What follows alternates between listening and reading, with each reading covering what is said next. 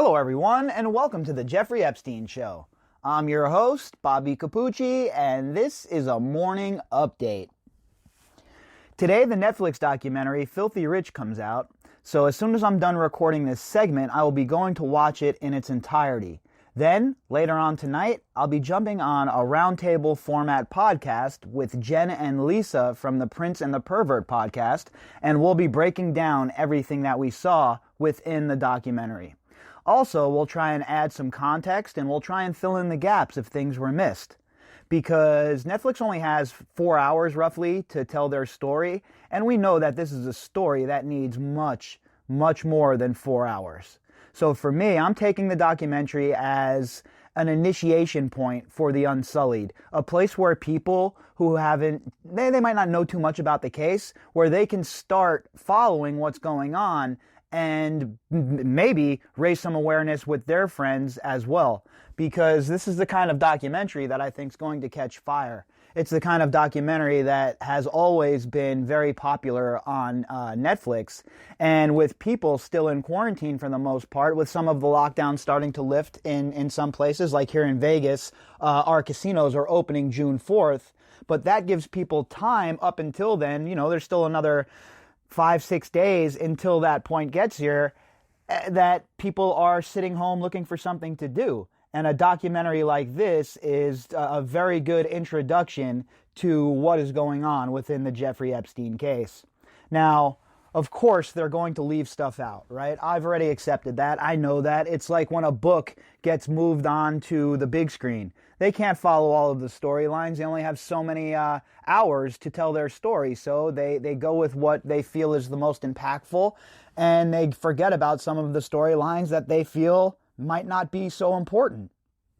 Well, in this Jeffrey Epstein case, we all know that every single storyline is important. We know that even the small players are part of the bigger picture. So it's important to add context wherever it's needed within this story.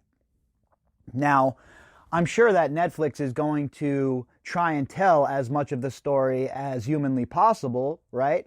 It seems to be the MO for them in this documentary, and it seems to be a lot of information from the survivors, which is great, because I think that there should be a documentary that focuses just on the survivors, talks about their stories, their lives, etc., etc.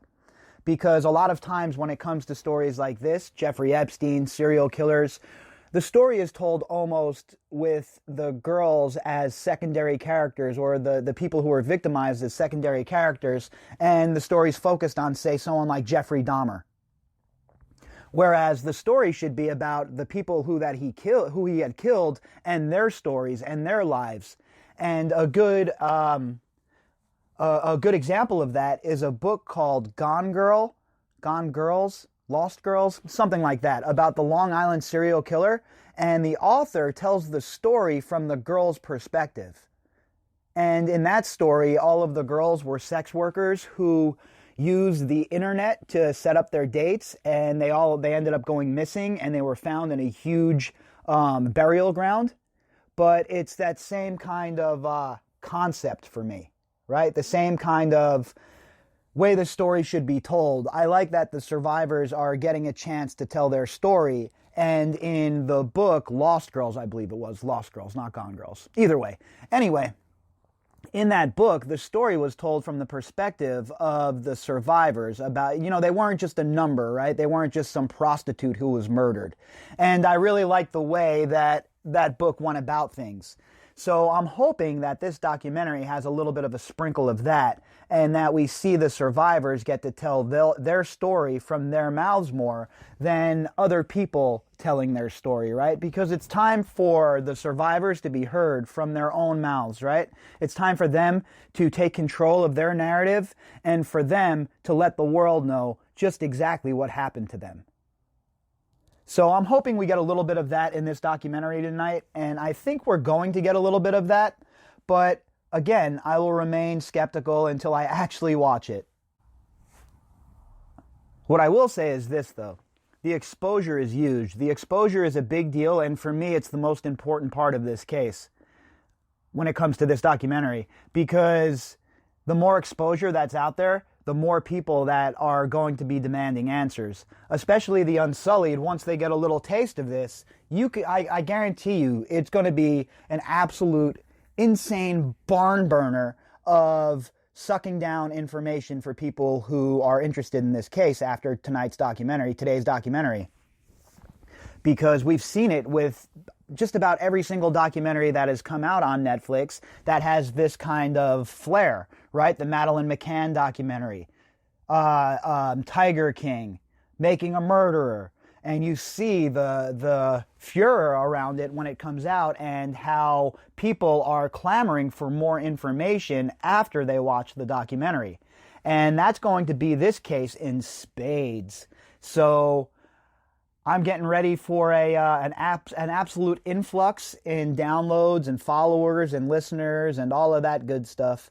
But it is very important that the information that is available to people when it comes to this case is the right information, right? We don't want to be sending people half-cocked with fake information or fake news or anything like that. So hopefully what people get out of this is enough of the story to understand where they have to go to look for information, right? What threads need to be pulled on? Who are the big players? Who should I be researching? Who had a hand in Jeffrey Epstein and his criminal organization? And I'm sure there's going to be names that come up that people had no idea about. I mean, you and I, well, we know because we're digging on a regular basis. From the time I wake up till the time I go to sleep, I'm at the very least working on this or that or a different project when it comes to this Jeffrey Epstein case. There's always something going on that I'm doing research about when it comes to this case at this point. And I think that with the Netflix documentary dropping today, we're going to see a lot more people get a lot more interested in just exactly what was going on with this sick bastard. All right, so today our article is from the Daily Beast. The headline: Netflix exposes Bill Clinton's creepy Jeffrey Epstein ties, including a trip to Pedophile Island. Author: Marlo Stern. Well, look, I get it that Netflix is bringing it to light and they're shining a light on it, but we've been talking about Bill Clinton and his loose relationship with the truth for quite some time here on the podcast. Not only was Bill Clinton in the Virgin Islands, Bill Clinton was also at Zorro Ranch. I corroborated that myself with an eyewitness when I was down there doing my research and working on what was happening down there in February. So Bill Clinton has been lying about his relationship with Jeffrey Epstein for quite some time. He's been bullshitting about the trips that he's taken with Jeffrey Epstein. And remember, when this all first came out, it was only 4 times he was on the plane. Now it's over 26 times. And again, I'm not sitting here telling you that I have evidence of Bill Clinton assaulting or molesting girls on Jeffrey Epstein's island or any of his properties. I do not have that information. I don't have that evidence, and I'm not even going to make that jump. Until we have evidence directly tying Bill Clinton to assaulting girls on that island, I'm going to go with what the key witness in the story has to say. Virginia Roberts says that she saw Bill Clinton on the island. She did not say that she saw him abusing anybody or partaking in anything that is untowards. So if I believe Virginia about everything else, why would I stop believing Virginia now and feed my confirmation bias just because I want to get involved in a hatchet job on Clinton? That is exactly what I try to avoid, the kind of pitfalls I try to avoid. And to be honest with you, I'm just learning how to do that. This case has really has really taught me how to avoid feeding my confirmation bias. And it's going to serve me well the rest of my life. There's no doubt about it. With that said, though, there is zero doubt that Bill Clinton was one of the top enablers of Jeffrey Epstein, at the very least. And not only that, a recipient of millions upon millions of dollars, folks. Millions of dollars from Jeffrey Epstein. The Clinton Global Initiative, the Clinton Foundation. Epstein was going to the White House when Clinton was in office. I mean, come on, guys. He is one of the top tier enablers of Jeffrey Epstein's behavior for years. And furthermore, if there is ever a RICO suit, a RICO case, Bill Clinton better be careful, because he has received money from Jeffrey Epstein. Now, were those funds from ill-gotten gains? Well, we don't know one way or the other. But if history tells us anything, Jeffrey Epstein certainly played it loose, and he certainly played it fast when it came to the financial industry. And we know for a fact he was laundering money. So when Bill Clinton received funds from Jeffrey Epstein, where did those funds originate? How are those funds earned? And what did Jeffrey Epstein get in return, favor-wise, for those funds?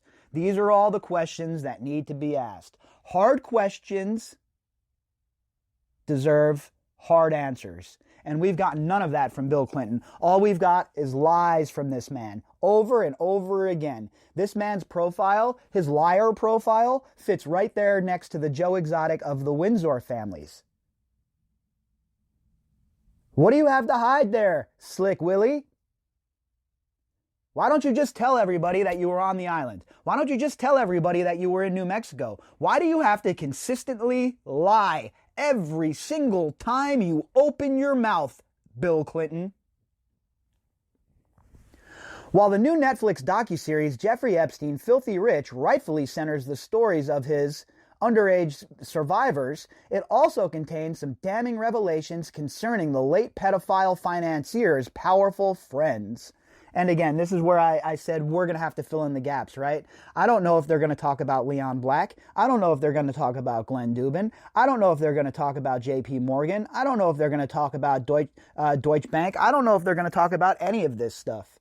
And for me, for those of you who have been here for a while, you understand that the RICO aspect of this case, the financial crimes aspect of this case, and the corruption aspect of this case were the motivating factors for me getting involved.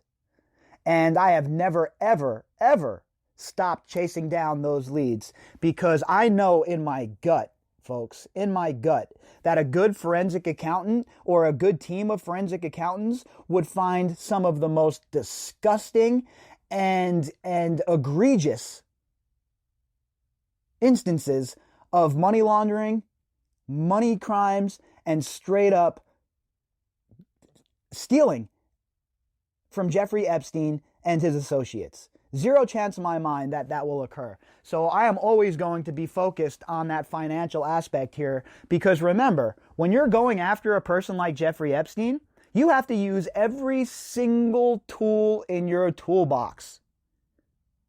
If you can't get him on charges for this child sex trafficking, get him on something else. And the same goes for the co-conspirators. Let's remember, Al Capone was nailed for tax evasion, folks. They couldn't get him on anything else, but they can make that stick, so they did.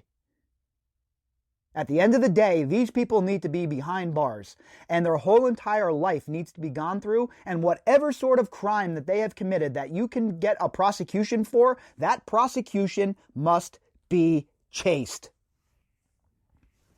There's President Trump, who since claimed he had a falling out with his Palm Beach pal Epstein and hadn't spoken to him for 15 years. Yeah, that's a likely story, right? Trump, like the rest of them, was a lot closer to Epstein than he wanted to let on.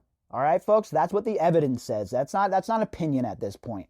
They were always palling around. They were always hanging out at the fashion shows and at their billionaire parties, etc., etc. Okay? Fact. Nobody can deny it. Anybody who tries to deny it is playing games, and they're feeding their confirmation bias.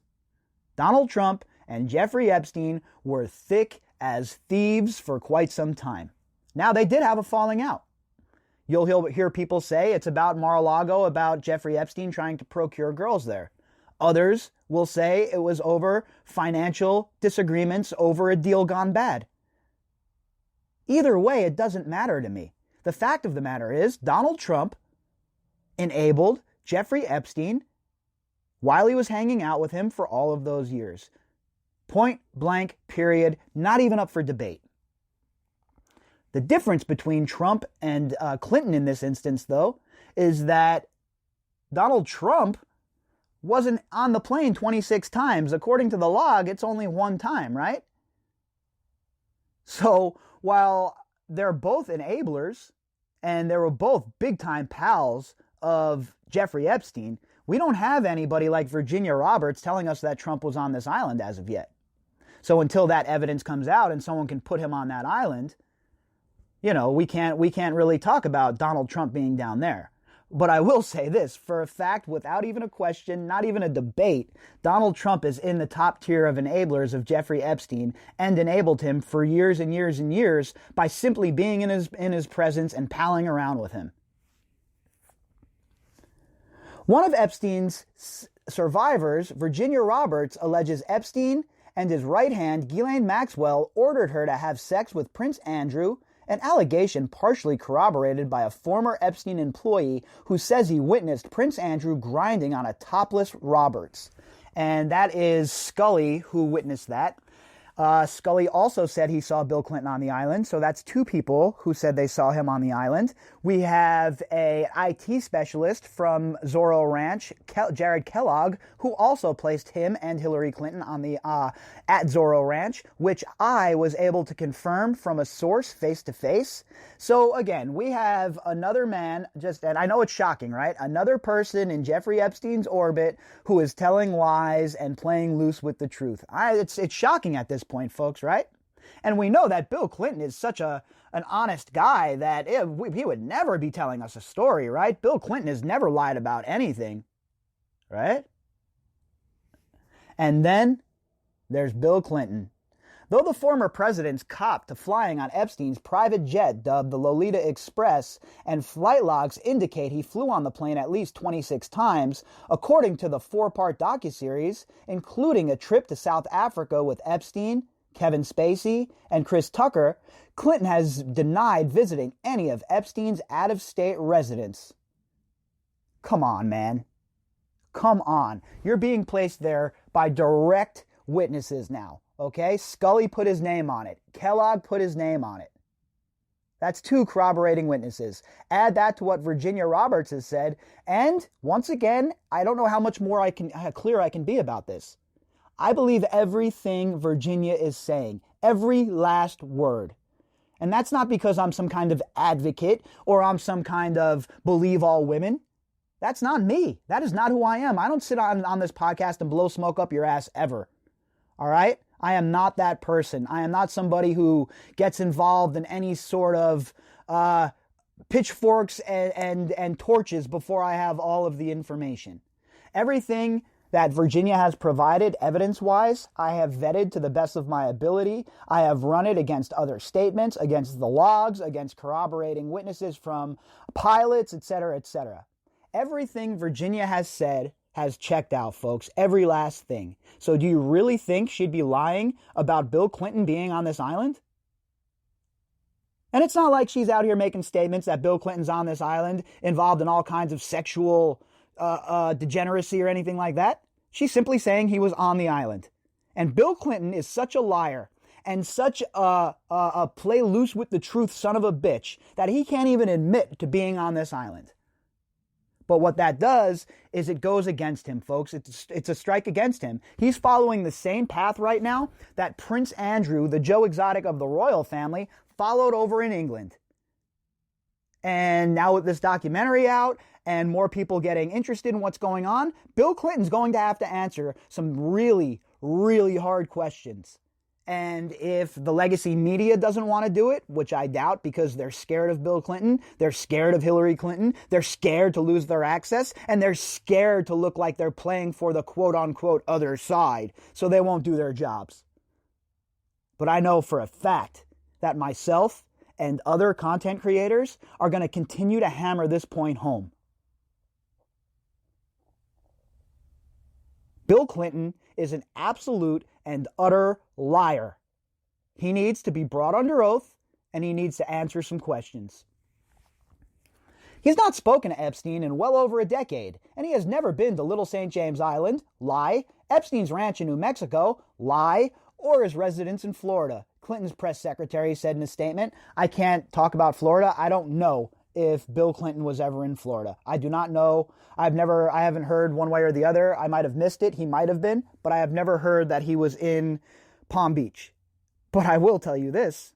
I know, look, the source that I have in New Mexico is ironclad, okay? The source I have in New Mexico is ironclad. And that source unequivocally told me that Bill Clinton and Hillary Clinton were both at Zorro Ranch. Now, that doesn't mean they were there partaking in whatever was going on, right? I don't have evidence to prove any of that. And I don't run that kind of shit here on the podcast, folks. You know my motto. It's not what we know, it's what we can prove. And we can prove unequivocally now that Bill Clinton was on this island. So somebody needs to ask him why he lied about that. Well, a number of subjects in Filthy Rich recall seeing Clinton on Little St. James, Epstein's private island in the U.S. Virgin Islands. Otherwise known as Pedophile Island, it was Epstein's primary residence and a place where he took his underage sex trafficking survivors to be assaulted by himself or his influential friends. And again, it sits in my stomach wrong. Okay, everybody knew what this island was. Everybody understood the name around it. Everybody understood the nickname and the moniker it was given. Yet Bill Clinton still decided to go there. Bill Clinton still decided to show up and show out for his buddy Jeffrey Epstein. Bill Clinton decided it was still a good idea to go to the island and enable his buddy Jeffrey Epstein to continue his reign of terror. Boy, that slick Willy he's a hell of a guy, isn't he? Sure is awesome that the media is protecting him. He sure seems like the kind of guy that you would fall on your sword for. It really is Orgy Island, because that's what happened there. That is what the island meant to me, says Roberts, while Sarah Ransom, another Epstein survivor, alleges that she was raped multiple times by Epstein on the island, including 3 times in one day. The anger that statements like that induce in me. When I read things like that, it makes me so mad. It makes me so enraged that people like this are able to get away with it. It makes me so mad that a girl like Sarah Ransom had to live through this and have her whole entire life shattered because these sick bastards would not be brought to heel by the people we elect to protect us. Instead, those same people were engaged in protecting this son of a bitch, were engaged in a cover-up, and were engaged in sacrificing these young girls' lives for a means to an end. And to me, that is not okay, folks. That will never be okay. Bill Clinton has been on that island, says Steve Scully, who managed telecommunications for Epstein on Little St. James from 1999 to 2005. I saw Bill Clinton sitting with Jeffrey Epstein on the living room porch. Again, more corroboration, more truth. Roberts remembers seeing Clinton there as well. I remember having a dinner with Clinton. He was there, and I never saw him do anything improper, she explains. I wish, he would just come clean about it. Like, yeah, I was there, so what? Who cares? I didn't see anything going on. And Virginia's absolutely right with that. That's what I'm saying here too. Why would you not come forward and say what the deal is? Why would you be dicking around and acting like you've never been to the island, never been to Little St. James, never been to Zorro, when you know for a fact people have seen you?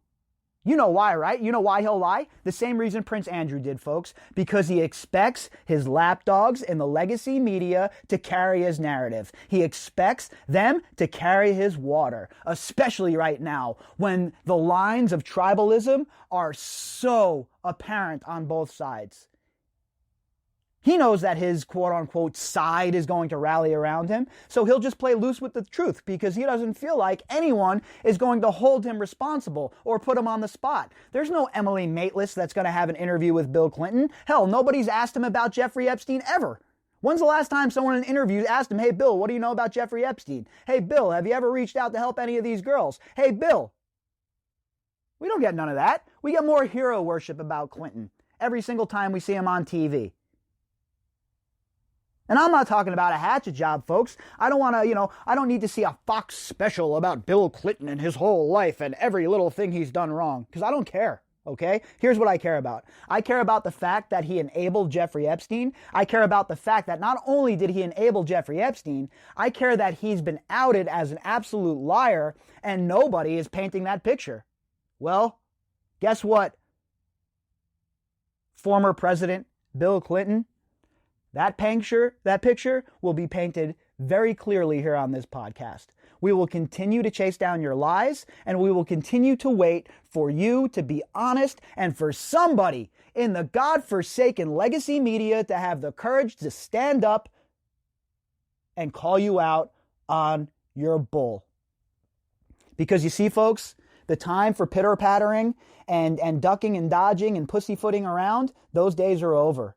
It is time for accountability. It is time for hard questions asked and hard questions answered. This is the year that these predators, that they turn into the prey.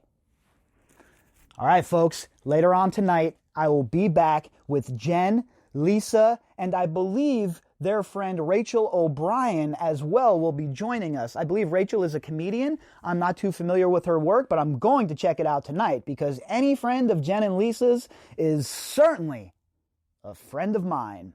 We will be back tonight. We will do a review of the Jeffrey Epstein Filthy Rich documentary, and we will try and fill in as many gaps as possible, and we will add as much context as we can where it is necessary. I hope everybody is going to watch that documentary today. And if you're looking to talk about it, you want to throw some ideas off of me, you catch something in there that you think is important, please shoot me an email. Nothing is too small evidence-wise, right? Anything you can think of that, you think is pertinent to the case, even if you think I know about it already, shoot me the evidence. Because look, it is not me, folks. It is we. And if we all continue to work together, you folks feeding us information, feeding us leads, doing research, and us vocalizing the anger amongst the community and the demand for justice from the community, then it's going to be real hard for them to not get this ball rolling and to chase these people down and bring them to justice. So after you folks watch the documentary today and any other day, if you have any sort of lead or article that you think is important, shoot it on over to me. Even if you think it's something I've read or something I've discussed, it does not matter. Shoot it over. Every bit of information is important, and I value all of your contributions more than you can ever imagine. So I'm going to get at it. I'm going to go watch this documentary, sequester myself in my bedroom, shove some Egg McMuffins down my fat yap, take some notes, and prepare for tonight's review. All right, everybody, I appreciate you all along this crazy ride we've been on since August was my first podcast, and you can see for those first few podcasts how we were bumbling around, myself and Lee, not really having a full grasp of the case yet, right? Just, I had a whole different opinion of this case going in, and you can see how my opinion of this case has morphed over time. If you have listened from the very beginning, I came into this case thinking one thing, and now I know something completely different. So I hope that everybody who has been following this case is going to watch this documentary today. If you have access to Netflix, I highly suggest you do it. And then afterwards, shoot me some email and let me know what you think. All right, everybody, if you'd like to contact me, you could do that at bobbycapucci@protonmail.com. That's BOBBYCAPUCCI@protonmail.com. You can also find me on Twitter at BOBBY_CAPUCCI at Twitter. All right, everybody, until later on, I hope you all enjoy your Wednesday.